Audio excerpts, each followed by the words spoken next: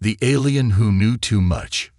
Veller sat alone in a cold, dark prison cell. The metal walls around him were silent, but his mind was loud. He had been waiting for this moment for days. No, for weeks. Tomorrow, they would take him to the execution hall. And then, it would all end. He looked at his hands. They did not shake. He had already accepted his fate. What hurt more was not the fear of death. It was the reason behind it. Veller's crime was simple. He showed kindness to a human child. On Synthar Prime, that was enough to be called a traitor. It happened 6 months ago. A small Earth spaceship had crashed near one of the Zinthar cities. The humans inside died. Except one. A small girl, maybe 5 years old, wandered into the nearby forest, crying and alone. Veller was a scientist, curious about other species. He had studied humans from far away for years. When he saw the child, he didn't feel anger or fear. He felt something else, something dangerous in his world. Empathy. He helped her. He gave her food, water, and comfort. He even protected her from wild beasts until a rescue ship arrived from Earth. The moment he returned home, his people turned against him. "You broke the law," the elders said. "No alien shall connect emotionally with a human. It is forbidden." Veller didn't fight. He told the truth. He had felt something in that moment, something pure. He couldn't deny it. So they locked him up. Now, in his lonely cell, Veller remembered the child's face. Her small hand had held his finger tightly. She had smiled, not knowing he was from a species that hated hers. "They fear what they don't understand," Veller whispered to himself. Just then, he heard the metallic sound of footsteps. A guard appeared at the cell door, his eyes cold like ice. "Stand up, Veller," the guard said. "Your execution is scheduled tomorrow at sunrise. Prepare yourself." Veller stood slowly. "Will anyone come to watch?" he asked. "Yes, the High Council, the Queen herself. They want to make an example out of you." Veller nodded. "Then I hope they learn something." The guard scoffed and walked away. Veller sat back down. The lights in the cell dimmed. He closed his eyes. And then, something strange happened. He heard a voice. It was not loud, not like sound through ears. It was inside his head. "Don't give up. Help is coming." Veller's eyes flew open. He looked around. No one was there. Was that my own thought? He wondered. Or someone else's. Far away on the other side of the galaxy, a human named Ethan sat in a small spaceship. His eyes were locked on the stars, but his mind was back on Earth. He had heard the story of Veller from a secret message passed through Revel channels. A message that spoke of an alien who helped a human child, and was now facing death for it. Ethan had once been a soldier in the Human Alliance War. He had lost many friends. He had also seen what hate did to both sides. But now, for the first time, he had heard of an alien who chose kindness. "I can't let him die," Ethan said to himself. He had stolen this ship, faked documents, and was now flying to Synthar Prime. It was a suicide mission, but he didn't care. Someone had to take the first step toward peace. Someone had to save Veller. Back in the prison, Veller lay on the cold floor. He could feel the end coming closer with every hour. But he could also feel something else, a strange warmth in his chest. He closed his eyes again, and the voice returned. "Veller, I'm coming for you. Hold on." His heart beat faster. This was no dream. Someone out there, maybe even a human, was trying to help him. Was it possible? Could one man really change everything? Veller didn't know. But for the first time in many days, a small smile touched his lips. The human who refused to stay silent. Ethan Rayner sat alone in his small, quiet spacecraft, staring at the black sea of stars outside the window. The hum of the engine was steady, like a heartbeat, his only company in the deep silence of space. He wasn't supposed to be here. In fact, he wasn't even supposed to know about the alien named Veller. But some stories are too powerful to stay hidden. It all started a few weeks ago. Ethan had been in a rundown bar near Earth's outer colonies. He was minding his business, nursing a warm drink, when a strange man sat beside him. He looked like a trader, worn from travel, with eyes that had seen too much. "You were in the war, right?" the man asked. Ethan nodded without looking at him. "Yeah, a long time ago." "Then maybe you'll care about this," the man said, sliding a small data chip across the table. "What is it?" Ethan asked. "A story about an alien who broke his people's most sacred law. He helped a human child. Now they're going to kill him for it." Ethan frowned. "Why are you telling me this?" "Because I think someone like you might still care." That night, Ethan couldn't sleep. He played the recording from the chip. It was short, just a few minutes, but it changed something in him. It showed security footage from Zinthar Prime. A young alien carrying a human child through the forest, protecting her from harm. His eyes were gentle. His arms were careful. When the child clung to him, he did not push her away. He stayed with her until the humans came for her. Then the clip cut to Veller's arrest, his trial, and the brutal sentence handed down by the Alien Council. Death by energy disintegration. Ethan remembered his own little sister. She had died in a bombing raid during the war, caught between humans and aliens fighting over a mining station. Her name was Lily. She had been 5 years old, just like the girl in the footage. That was all Ethan needed. The next day, he used an old contact to get a ship, fast, unregistered, and nearly falling apart. He knew how to lie. He knew how to disappear. He had done it before. But this time, it wasn't to run. It was to save someone. Someone who wasn't even human. As Ethan traveled through the stars toward Zinthar Prime, he couldn't stop thinking about what kind of world would punish someone for being kind. "Vaylor," he whispered to himself, "I don't know you, but you're not dying alone." He spent days planning. He studied the layout of the alien cities, the prison systems, the movement of guards. Zinthar was a fortress world, and humans were not welcome there. Any outsider found on the surface would be shot on sight. Ethan didn't care. He had been a ghost before. He could do it again. 3 days later, the ship entered Zinthar space. Ethan activated the cloaking system. It wouldn't last long, but it might be enough to get him near the surface. "AI, scan for open landing zones outside the capital city," Ethan ordered. The soft voice replied, "One zone detected, 5 kilometers from the main prison."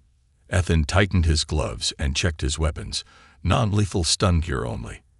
He didn't want to hurt anyone unless he had no choice. He wasn't here to fight. He was here to save. The landing was rough.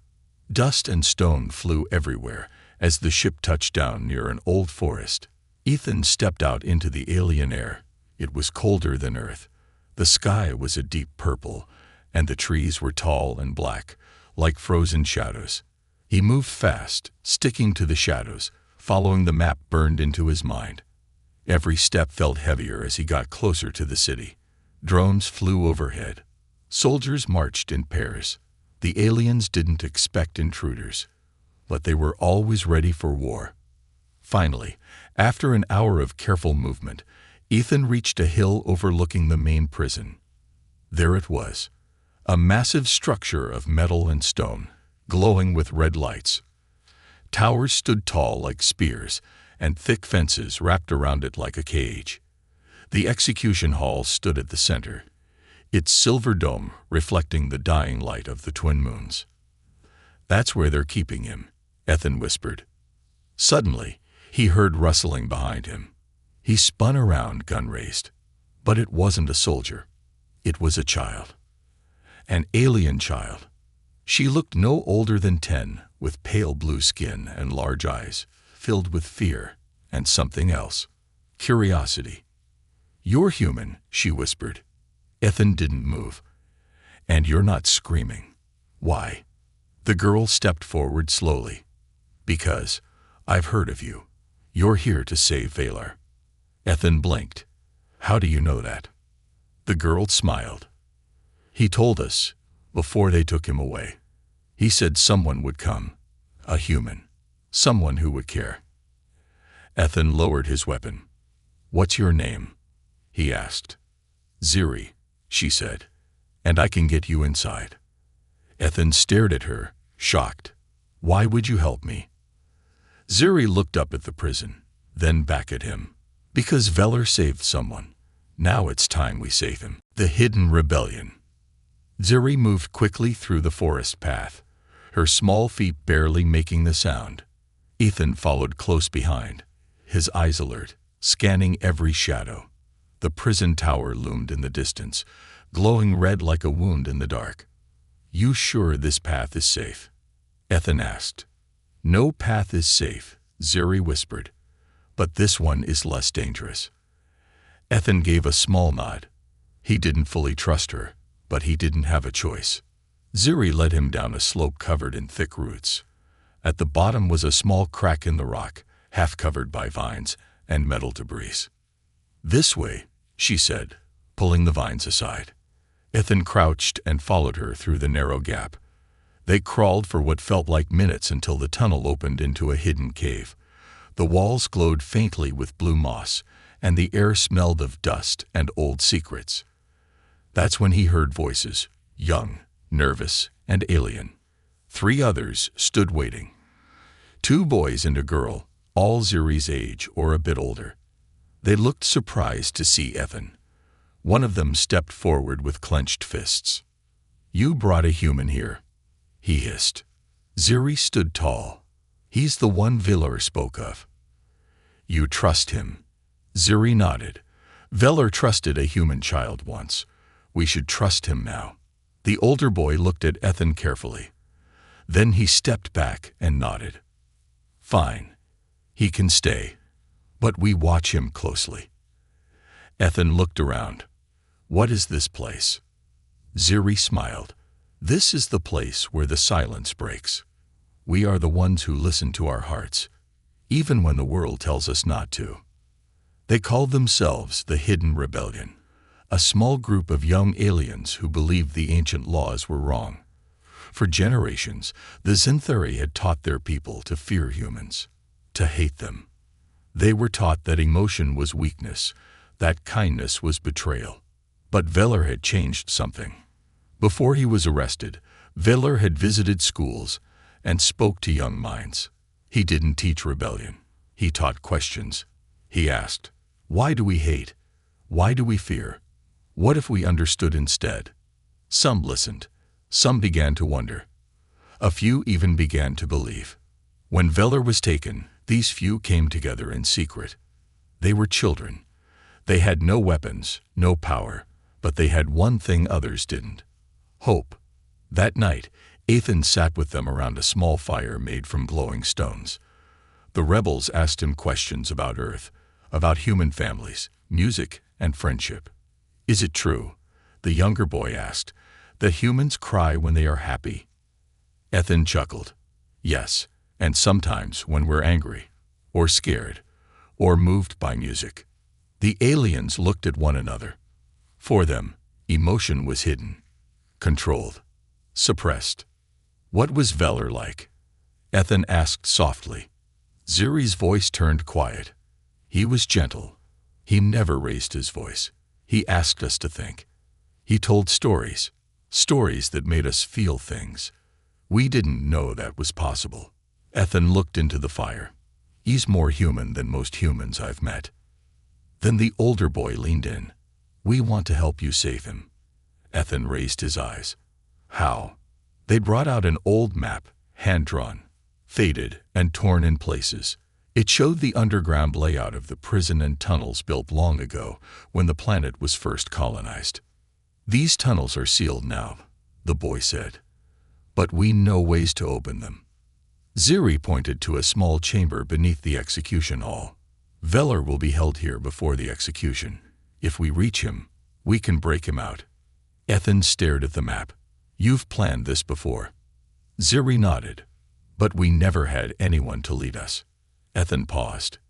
He had fought in wars, led missions, lost people. He had told himself he was done with all of that. But this was different. This wasn't about winning a battle. It was about saving a soul. "I'll help," Ethan said. "We do it tomorrow night, before they take him to the execution platform." The group agreed. But then the cave trembled. A low rumble echoed through the walls. The light of the fire flickered. Dust fell from the ceiling. "What was that?" Ethan asked, standing up. The older boy looked pale. "Someone knows we're here." Suddenly, a loud siren wailed from the surface. "They found us," Zuri whispered. "Someone betrayed us." "Run!" the boy shouted. "Use the escape tunnel." Ethan grabbed the map and followed the kids into a dark side passage. Behind them, the main cave filled with red light and heavy footsteps. They ran through narrow tunnels, twisting and turning, their breaths loud in the silence. Finally, they reached an old metal hatch. Zuri slammed it shut just as the first soldier entered the cave behind them. They were safe, for now, but they had lost their hideout. Their plan now had to move faster, and with more risk. As they caught their breath, Ethan looked at the group. "We're not stopping," he said. "This just proves how scared they are." Zuri nodded. "Tomorrow night, we get Veller out." Ethan looked toward the prison lights in the distance. "This time," he whispered, "kindness will not die in the dark." Voices in the dark. Veller sat in his small, locked chamber deep beneath the execution hall. The room had no windows, just gray walls, and a single glowing orb on the ceiling. The silence was thick, almost alive. Time moved slowly here. Every second felt like an hour. He had no idea what day it was, but he knew the end was close. They would come for him soon. The guards had already told him. At the next rise of the moons, he would be taken to the platform and disintegrated in front of the High Council. He closed his eyes. He wasn't afraid to die, but something inside him still waited, hoped. Then he heard it again. A voice, not through his ears, but inside his mind. "Veller, hold on. We're coming." His eyes flew open. It was the same voice he'd heard before, a human voice, clear, strong, full of emotion. Ethan. Veller had never met him, yet somehow they were connected. At the same moment, in a hidden tunnel just below the surface, Ethan sat in the dark with Zuri and the remaining rebels. They had lost 2 hideouts already. The alien guards were everywhere now, searching buildings and scanning the streets. Their betrayal had shaken the group. One of their own had reported them, probably out of fear. But fear was not stopping them now. Ethan leaned against the tunnel wall, his eyes closed, his thoughts focused. He was trying again, trying to reach Veller. The strange connection between them was growing stronger. It started with a whisper.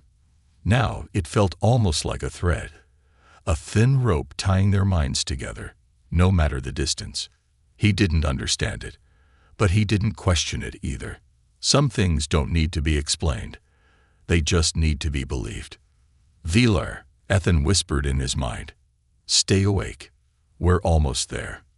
Veller sat up straight. His breathing changed. His heart beat faster. The voice came again. Clearer this time. It wasn't just a dream. It was real. For the first time, Veller smiled in the dark. That night, as the moons began to rise, the group made their final preparations. The old map showed a forgotten maintenance tunnel under the execution hall. Zuri said it hadn't been used in decades, but if they could open it, they could reach Veller's chamber without being seen. There was only one problem. It was blocked by a rusted steel gate powered by a biolock, technology that needed a live Zinthuri handprint to open.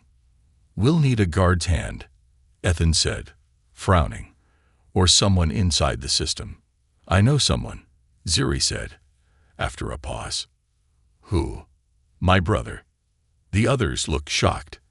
Ethan noticed the fear in her eyes. "He works for the council," she explained. "He's a guard. He doesn't know I'm part of this. If he finds out, he might report me." Will he help us? Ethan asked. Ziri swallowed hard. I don't know, but I have to try. Later that night, under the cover of shadows, Ziri met her brother near the guard station by the western wall. He was tall, with sharp eyes and a heavy uniform. His name was Kale. When he saw Ziri, he looked confused and worried. Why are you here? He asked. I need your help, she said quietly. Please, just listen. She told him everything. About Valor, about the human, about their plan. Kale looked shocked, angry, then silent.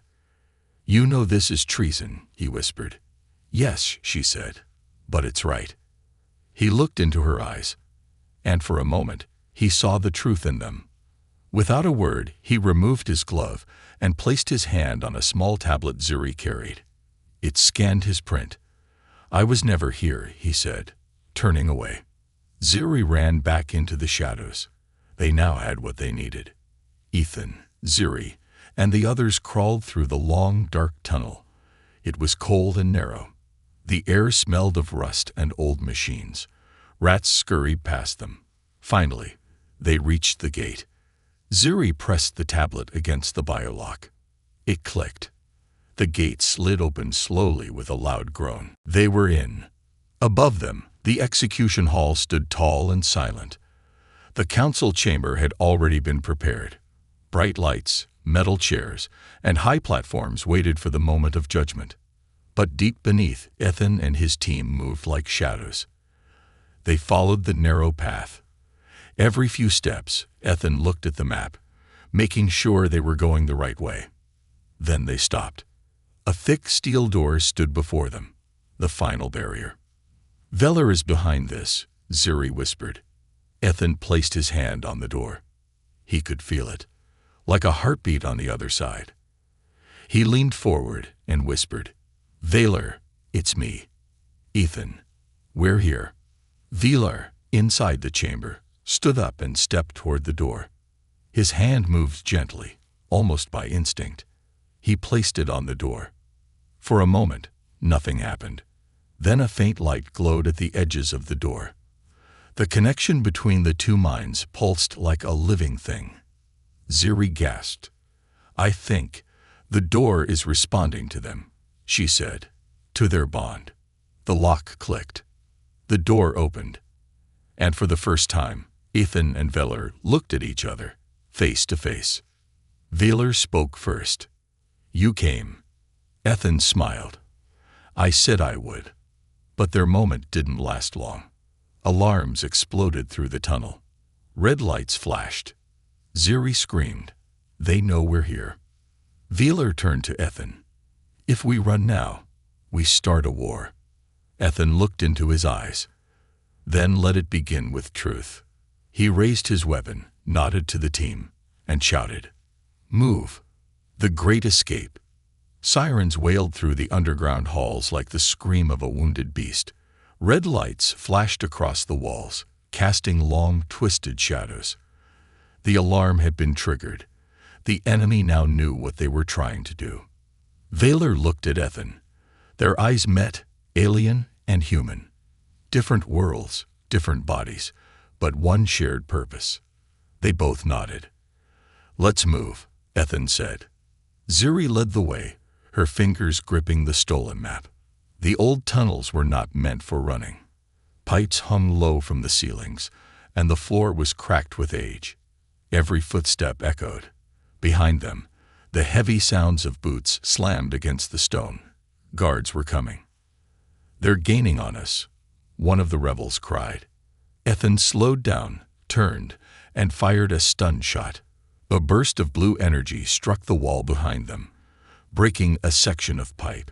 Steam exploded into the tunnel, creating a thick cloud of fog. That'll buy us a minute, he said. They turned sharply and entered a narrow side path. As they moved, Valor spoke softly. I don't understand. How can I hear your thoughts? Ethan replied between breaths. I don't know either, but it started the moment I decided to save you. Valor frowned. Our species should not be able to connect like this. Maybe that's the point, Ethan said.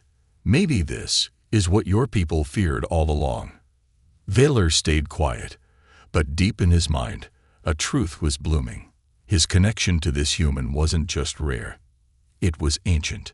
They reached an old elevator shaft. It was dead. No power. Ethan looked up. We climb. The group tied ropes and began to ascend one by one. Velar, though weak from days in prison, followed. Ethan climbed last, his ears sharp for any sounds below. Halfway up, a loud crack echoed. The floor beneath them exploded. A group of guards entered the shaft from below and opened fire. Climb faster, Ethan shouted. Ziri screamed. A shot grazed her leg, and she slipped. Velar reached down, grabbing her just in time. I've got you, he said, his voice full of emotion. For a moment, Velar's hand glowed faintly blue. Ziri gasped. What was that? Velar didn't answer, but Ethan saw it. The same glow he'd seen at the door, the strange power rising within Velar again. They'd made it to the top. Ethan threw a stun grenade down the shaft. A bright flash. Silence. Now in the upper levels, the group raced through forgotten corridors. Old signs on the walls marked emergency exits, but some paths were collapsed, others locked.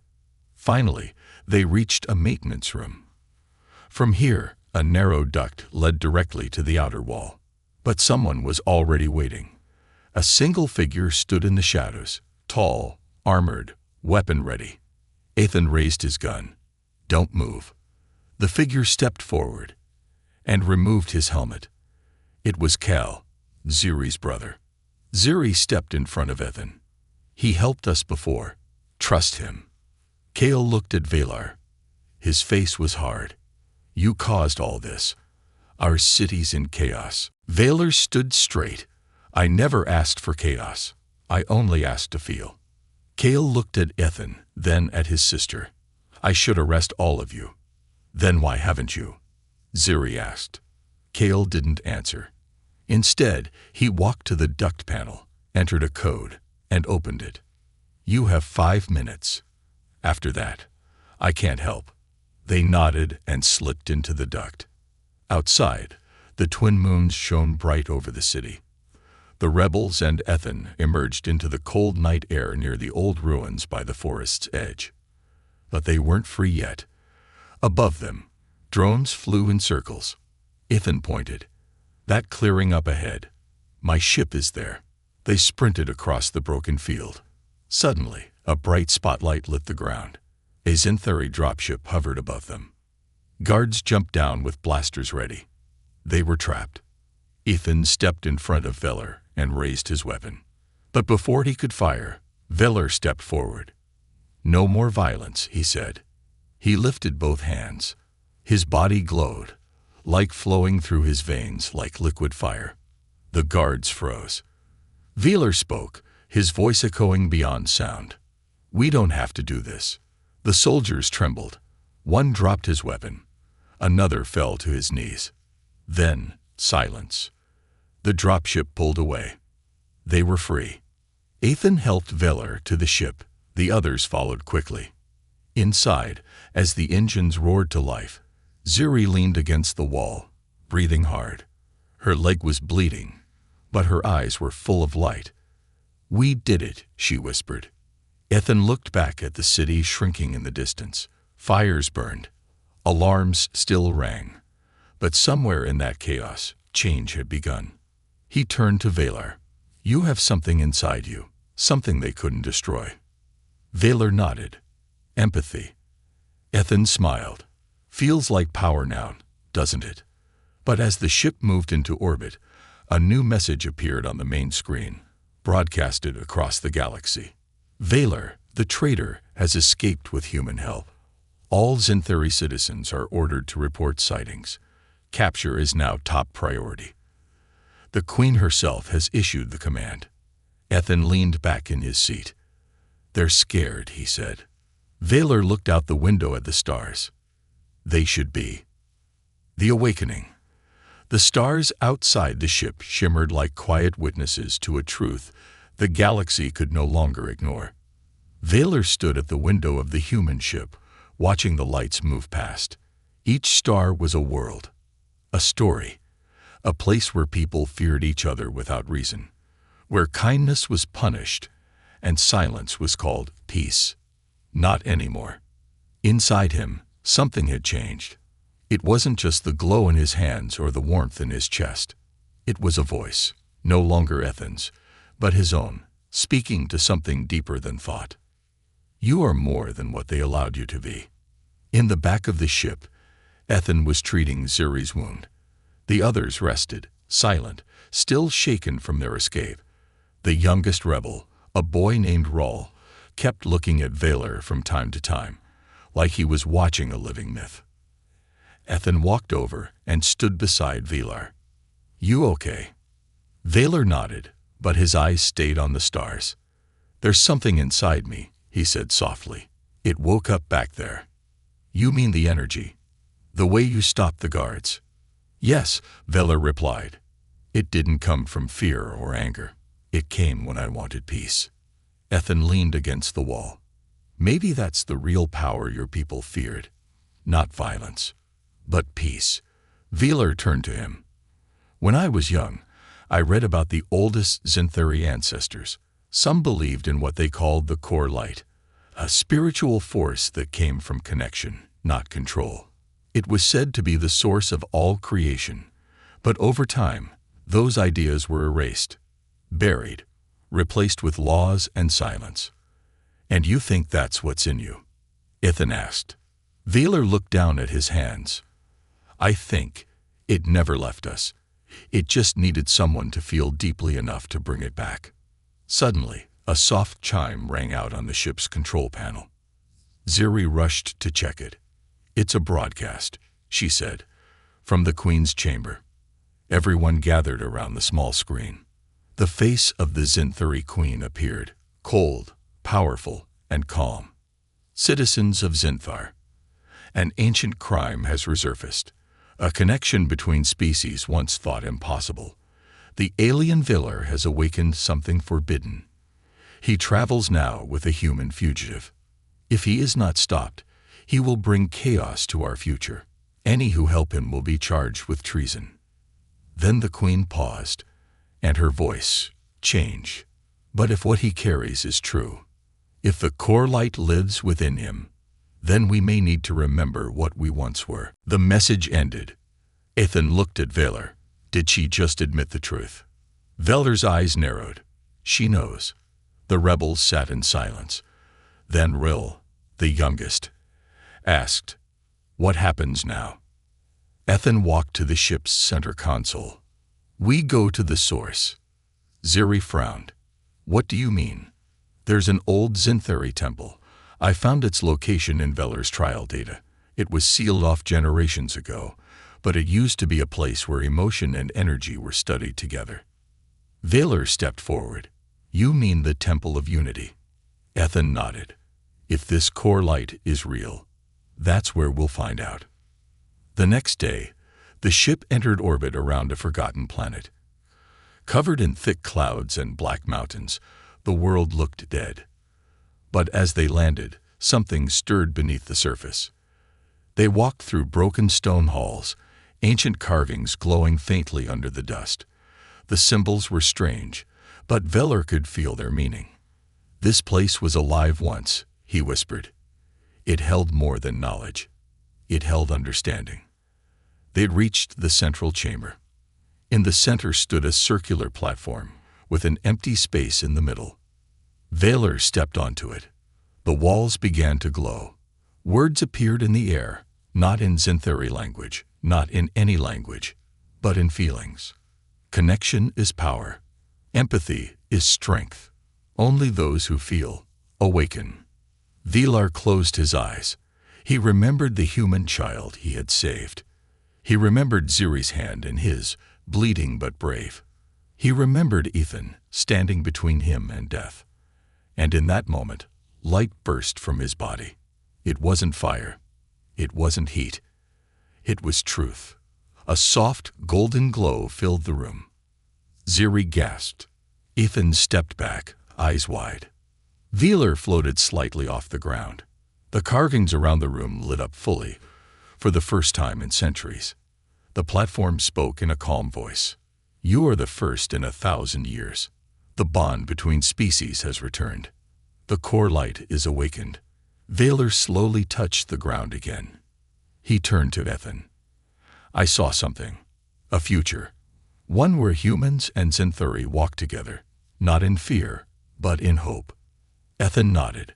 Then we make that future real. Ziri stepped forward, her voice shaking. The Queen. She needs to see this.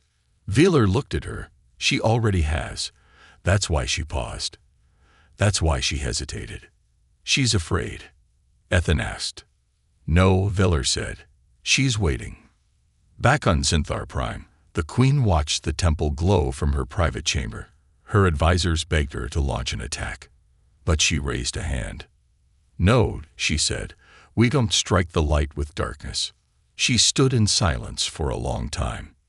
Then whispered, bring them to me. The world that listened. The royal chambers of Zinthar Prime were filled with silence. Not fear, not anger. Silence, the kind that comes before great change. The Queen stood by the tall window, her eyes fixed on the distant stars.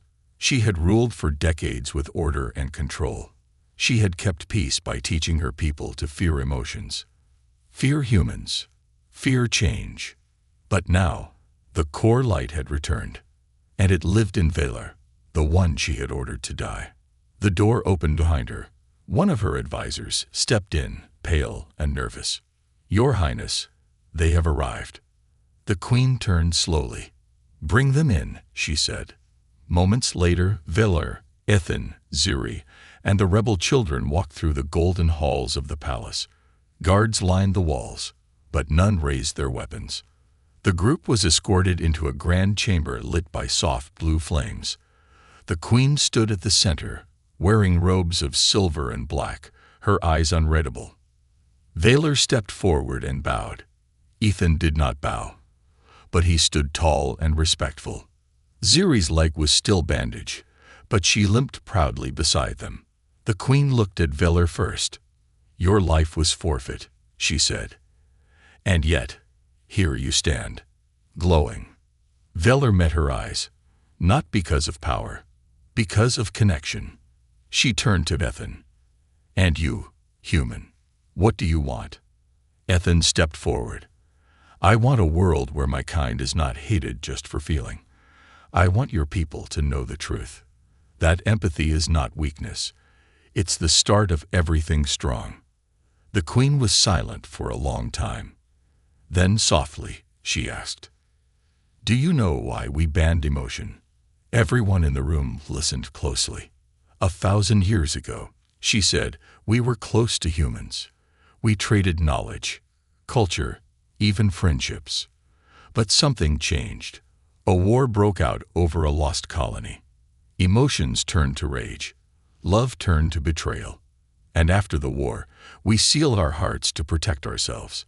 We taught fear instead of healing. She looked down. But maybe that was a mistake. Ziri stepped forward, voice trembling. Velar made me feel something I didn't understand. At first, I was afraid. But now, I know. It wasn't fear. It was hope. The Queen looked at her people, at the guards, at the young rebels. She saw no hatred in their eyes, only questions, and the courage to find answers. Then she looked at Velar again. You opened something we buried long ago. Velar nodded. It wasn't me. It was the child. The human child I helped. She didn't see a monster. She saw someone who cared.